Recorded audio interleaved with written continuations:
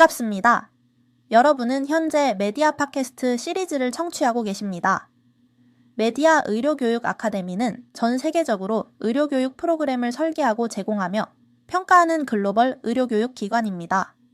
오늘은 로마의 밤비노 제수 어린이병원 선임연구원인 산드로 로케 박사님과 함께 이야기를 나눠보겠습니다.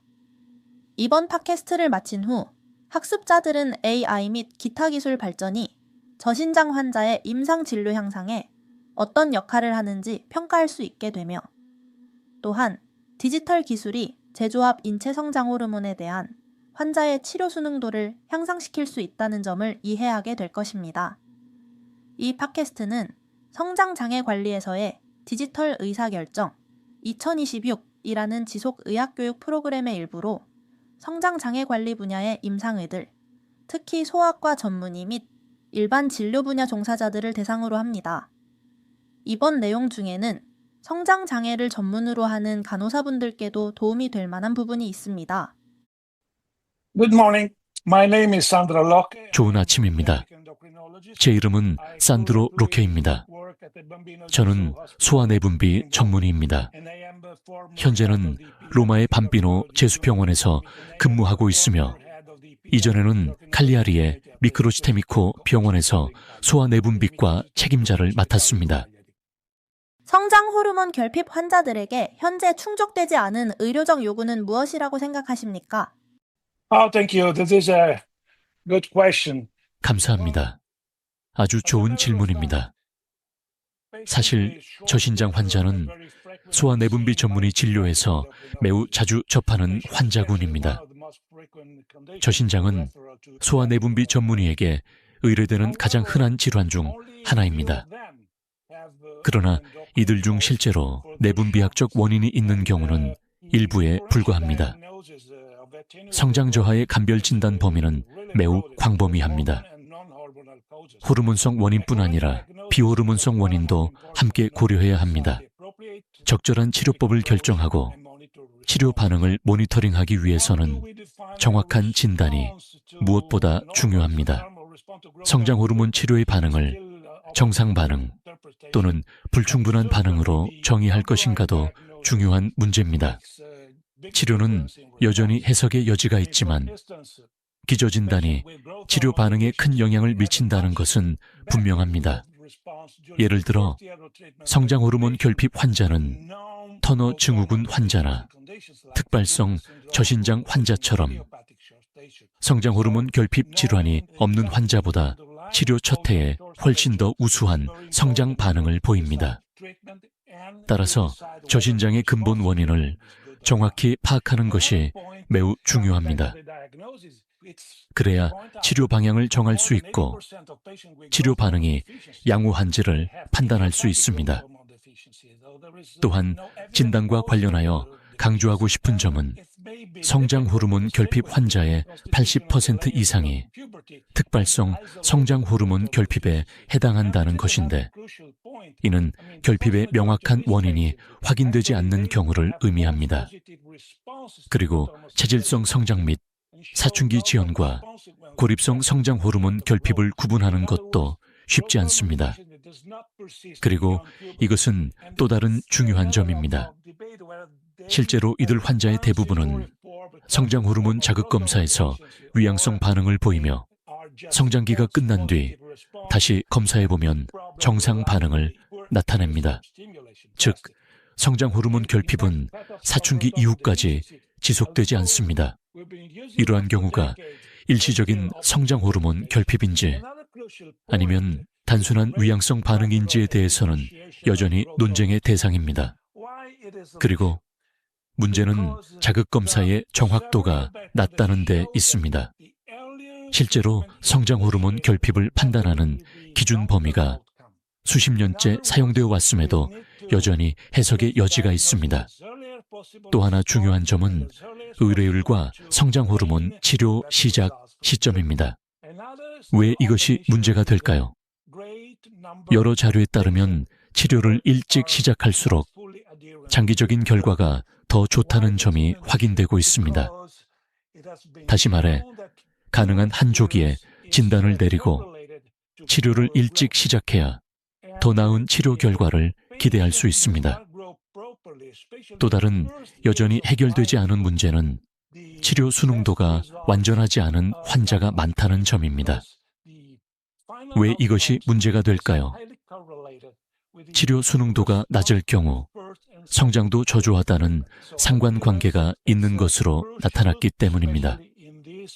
특히 생애 초기 몇 년 동안 성장이 제대로 이루어지지 않으면 최상의 결과를 기대하기 어렵습니다. 치료 결과는 초기 1년에서 2년 동안의 반응과 매우 밀접하게 연관되어 있기 때문입니다. 따라서 이러한 성장 시기와 치료 기간에는 특히 치료 수능도가 매우 중요합니다. 또 하나 중요한 부분은 전왕이 연령대에서의 치료 수능도입니다. 최근 발표된 한 연구에 따르면 전왕이 연령의 영구적 성장 호르몬 결핍 환자 가운데 3분의 1 이상이 치료에 대한 수능도가 기준 이하인 것으로 나타났습니다. 그리고 이는 다소 불리한 대사 프로필과 어느 정도 관련이 있습니다. 따라서 성장 호르몬 치료를 받는 환자의 경우 수능도가 면밀하게 모니터링되어야 합니다. 또한 낮은 수능도의 모든 원인에 대해 적절히 대응해야 합니다. 디지털 기술은 성장 호르몬 결핍 환자에게 어떤 도움을 줄 수 있을까요?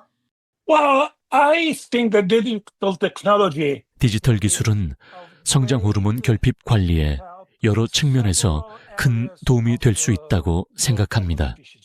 예를 들어 디지털 기술은 치료 반응 모니터링에 도움을 줄 수 있습니다.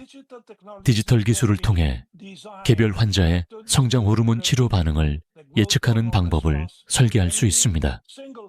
디지털 기술을 활용하여 치료 반응을 모니터링하면 환자의 치료 결과를 적시에 파악할 수 있고 정상적인 반응을 방해하는 문제가 있을 경우 의료진이 바로 개입해 해결할 수 있습니다. 또한 치료 수능도를 모니터링하고 수능도 문제를 해결하는 데에도 매우 큰 도움이 될 수 있습니다. 최근 발표된 여러 연구에 따르면 주사 횟수와 투여 시점을 플랫폼으로 전송할 수 있는 주사 장치를 사용할 경우 의료진과 보호자는 치료 수능도에 대한 실시간 현황을 파악할 수 있으며 이에 따라 환자의 수능도, 문제를 적절히 관리하고 필요한 조치를 취하는 데에도 도움이 됩니다. 디지털 기술로 수능도 문제를 어떻게 개선할 수 있을까요? I just mentioned before that 앞서 말씀드린 것처럼 현재는 주사 횟수와 투여 시점을 기록하고 이 데이터를 플랫폼으로 전송할 수 있는 주사 장치가 개발되어 있습니다. 이러한 기술을 통해 환자의 모든 데이터를 수집하는 환자 중심의 디지털 생태계를 구축할 수 있게 되었습니다. 이러한 데이터는 의료진과 보호자뿐 아니라 연구자들도 활용할 수 있어 연구 프로토콜 설계를 위한 근거 자료로 활용될 수 있습니다. 따라서 최신 기술은 수능도를 모니터링하는 데 매우 큰 도움이 될 뿐만 아니라 디지털 기술을 통한 수능도, 관련 문제의 식별 또한 매우 중요합니다. 간단한 예를 들어보겠습니다. 디지털 기술을 활용하면 환자가 주사를 매번 같은 시간에 투여하고 있는지 관찰할 수 있습니다. 이 점이 중요한 이유는 주사를 일정한 시간에 투여하는 환자일수록 수능도가 높고 투여 시간이 일정하지 않은 환자는 수능도가 낮은 경향을 보이기 때문입니다.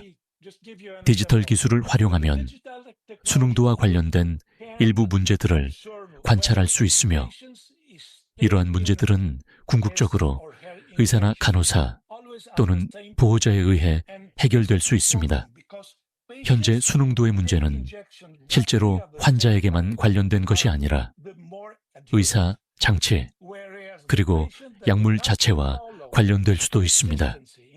즉, 수능되는 여러 가지 다른 요인들이 영향을 미칠 수 있습니다. 따라서 개입은 환자를 대상으로 이루어지기도 하지만 가족과 보호자를 대상으로 이루어질 수도 있습니다. 이러한 점은 특히 소아 환자의 경우 더욱 중요합니다. AI가 결국 저신장 아동의 진단과 치료를 완전히 대체하게 될까요? My personal feeling 개인적으로는 인공지능이 저신장 소아의 진단과 치료를 완전히 대체할 가능성은 매우 낮다고 생각합니다. 다만 여러 이유로 인해 이 분야에서 핵심적인 의사결정, 지원 도구로 활용될 가능성은 충분합니다. 무슨 의미인지 간단히 설명드리겠습니다. 인공지능은 성장 곡선, 검사실 결과, 유전 정보, 영상 자료처럼 대규모 데이터 세트를 통합하고 집단 전반의 미묘한 패턴을 탐지하는 데 매우 뛰어납니다. 또한 확률을 예측하는 데에도 강점이 있어서 예를 들어 실제 성장 호르몬 결핍인지 아니면 체질성 성장 및 사춘기 지연인지의 가능성을 판단하는 데 도움을 줄 수 있습니다. 실제 임상에서는 인공지능이 비정상적인 성장 경과를 조기에 발견하는 데 도움을 줄 수 있고 여러 변수를 함께 고려해 성장 호르몬 자극 검사에서의 위양성을 줄이는 데에도 활용될 수 있으며 개인별 맞춤 용량 설정과 수능도 모니터링을 지원하는 데에도 유용하게 쓰일 수 있습니다. 그러나 소아 내분비 분야에서의 진단은 단순히 데이터에만 기반하지 않습니다. 임상적 맥락과 의사의 개인적인 판단, 시간에 따라 변화하는 생리적 특성, 치료 시점과 강도, 비용 대비 효과에 대한 고려, 그리고 무엇보다도 가족과의 소통과 공동 의사결정까지 함께 포함되기 때문입니다. 이러한 부분은 인공지능이 대신하기 어렵습니다.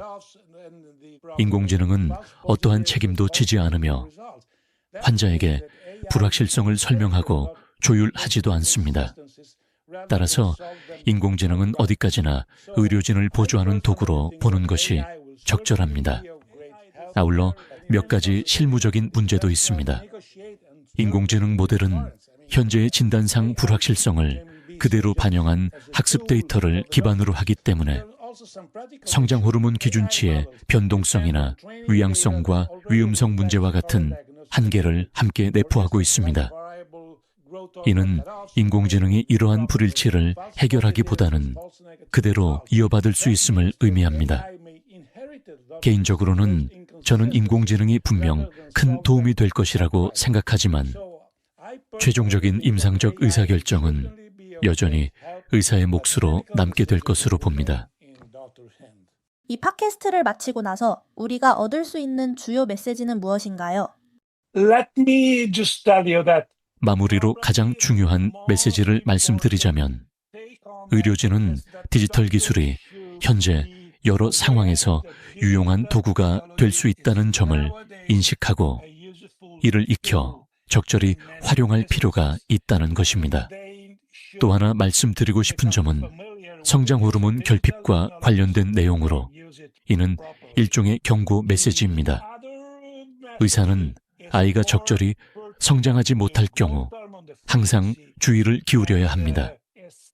정상적인 성장은 아이의 전반적인 건강 상태를 보여주는 지표이며 성장이 기대에 미치지 못하는 경우는 건강 이상을 시사하는 초기 신호일 수 있습니다.